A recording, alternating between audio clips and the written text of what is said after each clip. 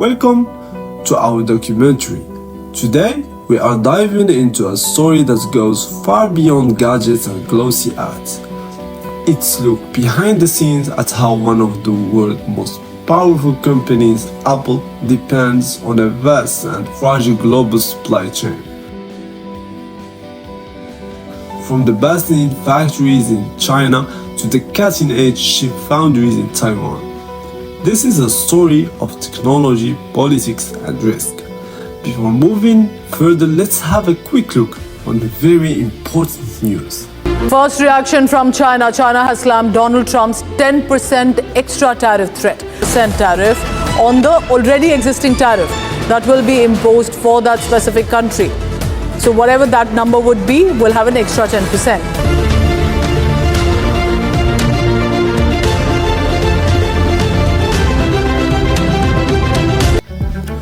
Apple is known for sleek products and cutting-edge technology, but behind every iPhone or MacBook is a complex supply chain that spans continents and involves thousands of suppliers.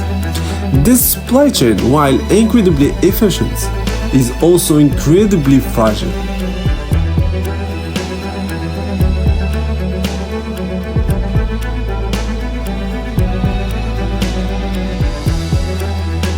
Apple's supply chain is heavily concentrated in East Asia. Over 90% of its iPhones are assembled in China, mainly at Foxconn Zhengzhou plants, sometimes referred to as the iPhone City.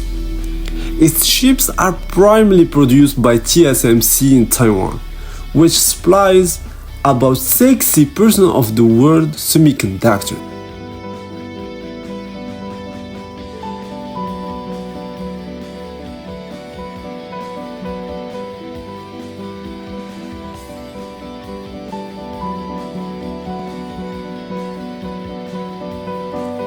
In this documentary, we will explore how this over-reliance creates systematic risk, identify its root causes, and propose practical, research-based solutions. So let's move further to know more about the Apple supply chain and its challenges.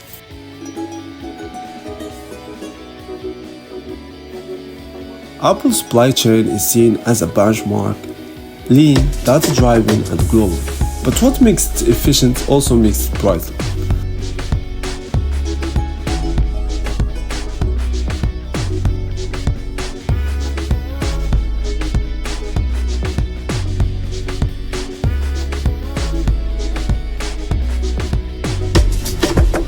This is how Apple's supply chain operates, from getting raw materials from different companies to assemble in China to a huge distribution to whole world. Apple uses a just-in-time model with a minimal inventory. According to 2023 report by Statista, 97% of iPhones were assembled in China, primarily by Foxconn and Beckatron.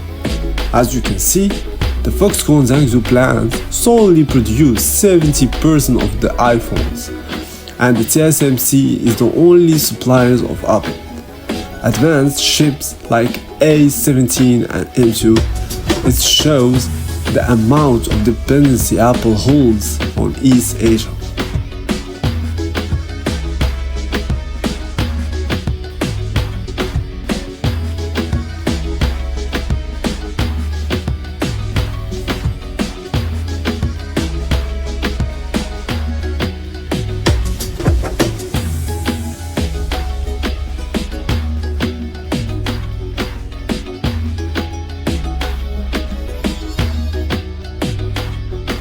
And tariff war is not the only case Apple have experienced. This at the time of COVID.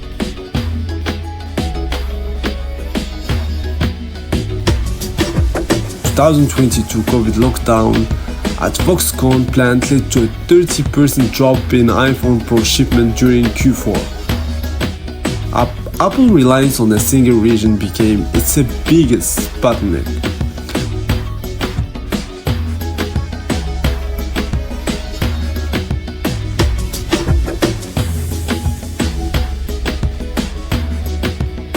Let's dive deep to the root causes and impacts of such incidents.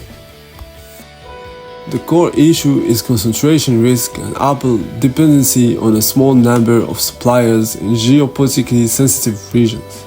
On our screen you can see the contribution of supplies by each of the companies and China dominance as well, and this overdependence biggest cause of distribution of Apple chain.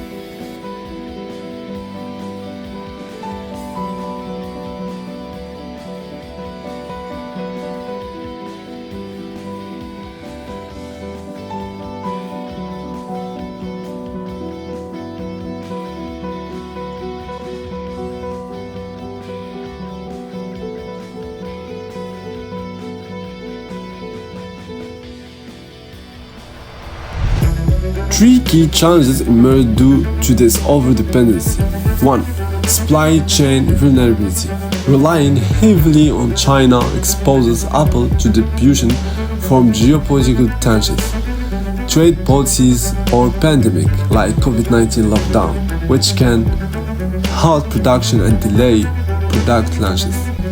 2. Rising operational costs, tariff, labor cost inflation, and shifting regulations in China increase the cost of manufacturing, affecting Apple's profit margin and forcing difficult pricing decisions. 3. Limited flexibility and scalability.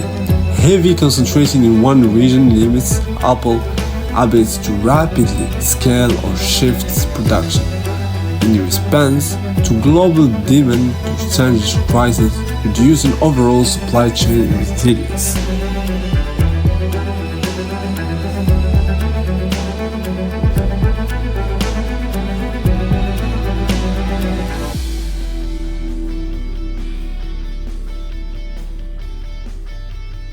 And we have the impact matrix. The first one, tariff uncertainty. Sudden imposition of tariff on China made goods created cost unpredictability, making it difficult for Apple to plan pricing, sourcing, and production schedules. The second one is geopolitical tensions. Rising US-China tensions raised the risk of governmental restriction, retaliatory actions, and regulatory barriers, threatening the stability of Apple operation in China. And the third one, brand trust affected in global markets.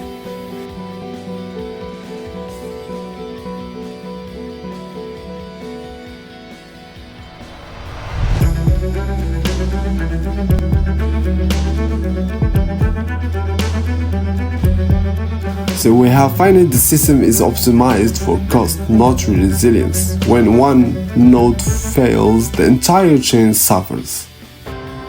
For the solution, Apple has the capital to act, but change requires foresight and bold moves.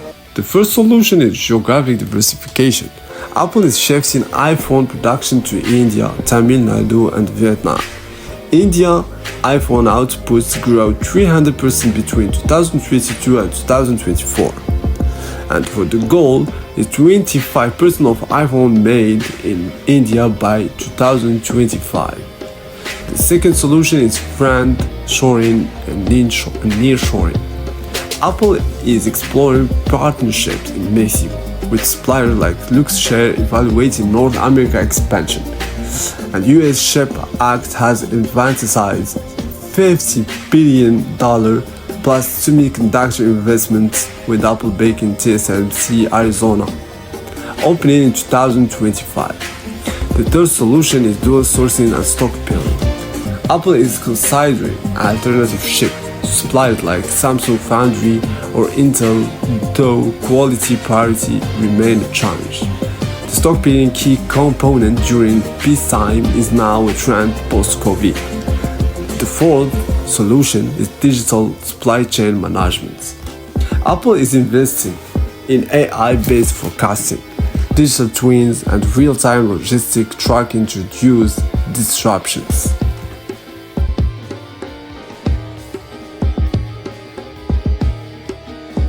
Solutions aren't just operational, they are strategic. Apple needs to think like a geopolitical actor.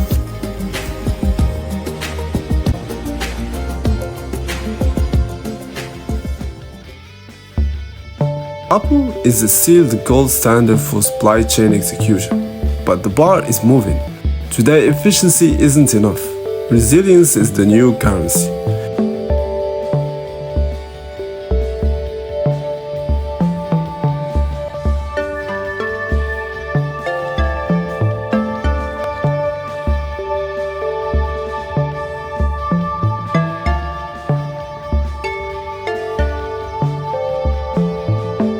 The above solutions are those on which Apple have started focusing, but as per our analysis, by 2030 Apple should look very different. They should take some more steps towards 1. More regional supply hubs. 2. AI managed logistics. 3. Political risk embedded into supply chain models.